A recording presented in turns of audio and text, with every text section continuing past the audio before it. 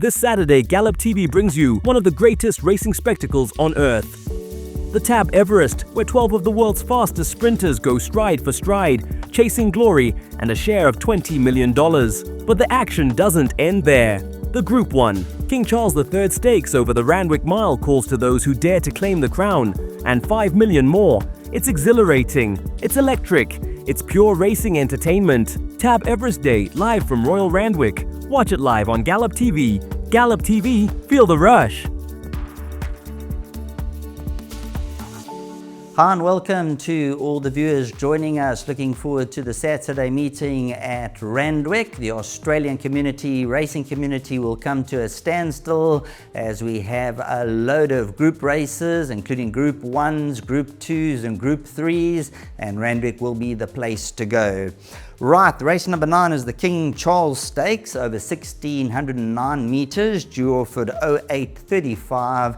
And looking at this field, it looks very competitive. And just giving you an analysis, a horse like number 4, Lake Forest, this will be one of the top selections in the race, trading at around $7.60 at this point in time off the various websites. Has had a good couple of runs coming into this race. Will come in fresh and surely going to make a bold bid for that first prize. Then we look at horses like number 11, Pride of Jenny, who is drawn out at stallgate number 8, and a horse who's had some practice and she'll be firing on the cylinders in the Group 1s, love to be involved in the finish, and a horse that you cannot leave out of any of the equations. Looking at the current price, $4.60, so there might be a little bit of value on offer there if you are looking for number 11, Pride of Jenny. And then we go on to number 1, which is Mr. Brightside. Now, Mr. Brightside's a horse. Let's take a look at this form. 46 runs. So as a horse who's been around the block, knows exactly what it takes to win races, and is currently a 20-time winner with 12 seconds and a third behind that. And this individual sure to get a good ride through, and one horse that you have to throw into all of the calculations. I see the tipsters are going 4, 11, 1, and then they are going to throw in number 12, which is Within the Law. Now let's have a look at Within the Law and what they have to say about Within the Law. In the money last start, running second in the Darley Flight Stakes, and in the money in all Group 1 races. The 3 Group 1 races in the money, and this one is in with a definite each way chance. Right, we're now going to move on to race number 7, and this is the big race of the afternoon.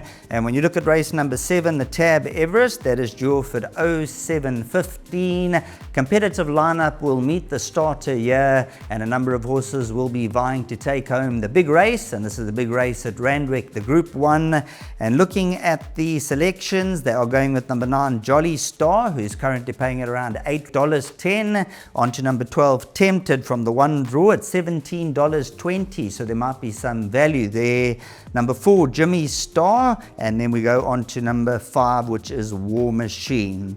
Now let's look at these individuals. And when it comes down to Jolly Star, it appears that this one could be quite hard to upset in this lineup. Seems to have a number of the horses on the stretcher, and that could be the pundit selection to go in and win. Tempted, disappointed when placing his favourite last start in Yulong, Golden Rose, but a winner at a first outing this prep at Metro level, and has placed in 2 of the 3 Group 1 attempts in the mix between. So a horse that you have to factor into your consideration and throw into all of your bets. Then looking at Jimmy Star and War Machine, a winner of 4 in a row after the last start win at Flemington, and still on the go. Looks to be a horse that you can calculate into all of your calculations. Right, that is a look at the horses. Number 1 is K-Ying Rising, and of course Zach Purton for the Hayes stable, currently showing up at $1.80. Number 2, Briassa, you'll see in the interview that we're going to show out shortly, the trainer does mention this is a horse that does have an opportunity to go on and take on number 1.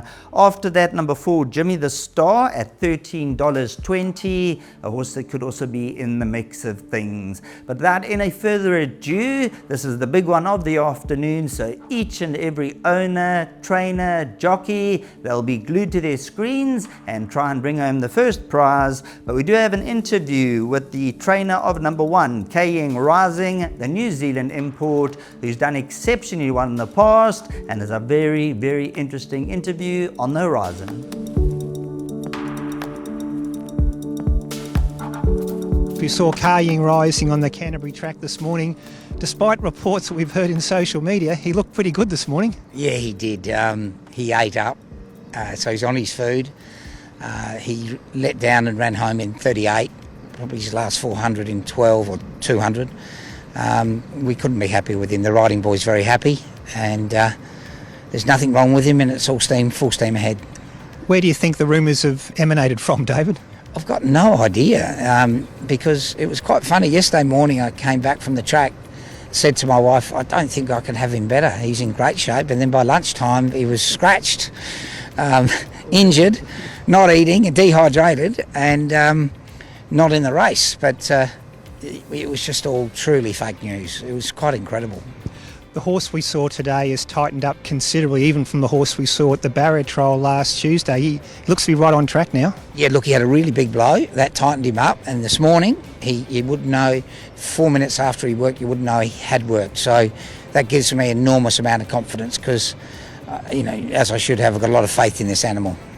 The barrier trial is out of your control tomorrow night, but the rest of the week, what will you do with Kaying Rising ahead of Saturday's Everest? He'll have an easy morning tomorrow. And then he'll do a normal canter Wednesday, little bit of striding work on Thursday, and then easy taper into the race. And just finally, obviously you've got a lot of confidence in your horse, but it's an Everest, there's some great sprinters in the field. Who's the horse you're most concerned about? Oh, look at the informed Briassa's a smart horse. I think the two he trialled against the other day, they said it was a disappointing trial, Jolly Star, and they've got to find 8 or 9 lengths, and we were going probably just as easy. So I think he's got them covered. The War Machine, I think he's the emerging untapped horse, and it's trained by the family, which is lovely. You did tell me recently you thought Lady Shenandoah was a horse that caught your eye, particularly at her first start, and then at the Valley she just had no luck. I would completely put a line through the Valley. That just didn't work for her. But she still ran a reasonable fourth. I forgot her. She's back at home in Sydney. She'll be very hard to beat, I think. Great to see Kaying Rising do more than just stretch his legs this morning. Looks in great order. Best of luck in the Everest on Saturday, David. Yeah, can't wait.